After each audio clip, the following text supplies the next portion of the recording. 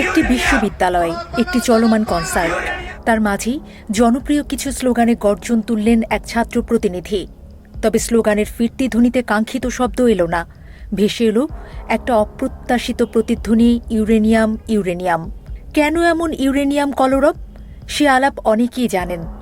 তবে এবার জেনে নেওয়া যাক ইউরেনিয়াম কি, কেন এই বস্তু নিয়ে মানুষের এত আগ্রহ, এত বিতর্ক।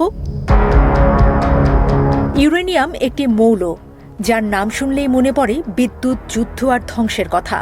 আধুনিক সভ্যতার জন্য এই ধাতু যেমন অপরিহার্য শক্তির উৎস, তেমনি এটি হয়ে উঠেছে বৈশ্বিক রাজনীতি ও নিরাপত্তা উদ্বেগের কেন্দ্রবিন্দু।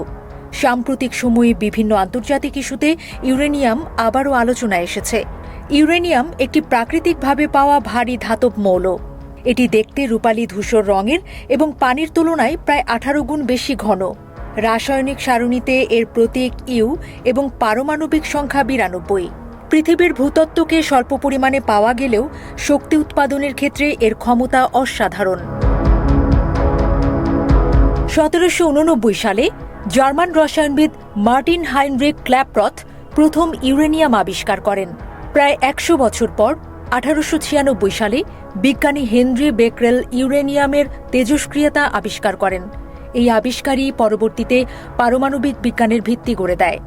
প্রাকৃতিক ইউরেনিয়ামে মূলত 3 ধরনের আইসোটোপ পাওয়া যায়: ইউরেনিয়াম 238, ইউরেনিয়াম 235 এবং ইউরেনিয়াম 234।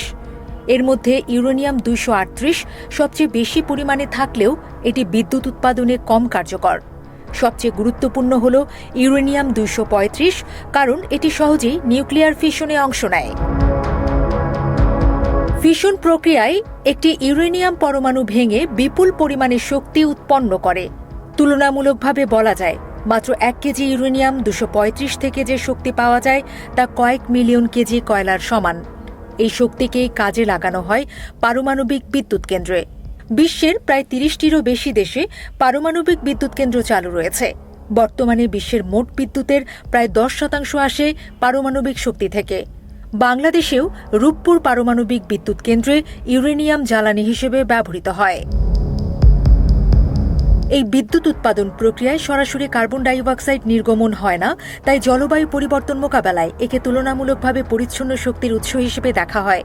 তবে এর বড় চ্যালেঞ্জ হল তেজস্ক্রিয় বর্জ্য ব্যবস্থাপনা। ইউরেনিয়ামের সবচেয়ে ভয়ঙ্কর ব্যবহার দেখা যায় পারমাণবিক অস্ত্রে।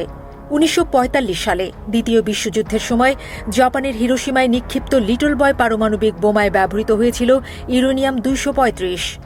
মুহূর্তের মধ্যে একটি শহর ধ্বংস হয়ে যায়, প্রাণ হারান লক্ষাধিক মানুষ। এই ধ্বংসযজ্ঞের পর থেকেই ইউরেনিয়াম শুধু শক্তির উৎস নয়, বরং গণবিধ্বংসী অস্ত্রের প্রতীক হয়ে ওঠে। এই কারণেই ইউরেনিয়াম ইস্যু অত্যন্ত সংবেদনশীল। একই উপাদান দিয়ে বিদ্যুৎ উৎপাদন ও পারমাণবিক বোমা দুটোই সম্ভব। তাই ইউরেনিয়ামের খনন, সমৃদ্ধিকরণ ও ব্যবহারের উপর আন্তর্জাতিকভাবে কঠোর নজরদারি রয়েছে। জাতিসংঘের অধীন আন্তর্জাতিক আণবিক শক্তি সংস্থা IAEA তদারকির দায়িত্ব পালন করে। এছাড়া পরিবেশগত ঝুঁকিও কম নয়। চেরনোবিল ও ফুকুশিমার দুর্ঘটনা দেখিয়েছে পারমাণবিক শক্তির সামান্য ভুল ব্যবস্থাপনা কি ভয়াবহ বিপর্যয় ডেকে আনতে পারে। ইউরেনিয়াম তাই একদিকে আধুনিক সভ্যতার শক্তির ভরসা, অন্যদিকে মানব অস্তিত্বের জন্য বড় হুমকি। এর ভবিষ্যৎ নির্ভর করছে দায়িত্বশীল ব্যবহার, স্বচ্ছতা এবং আন্তর্জাতিক সহযোগিতার উপর।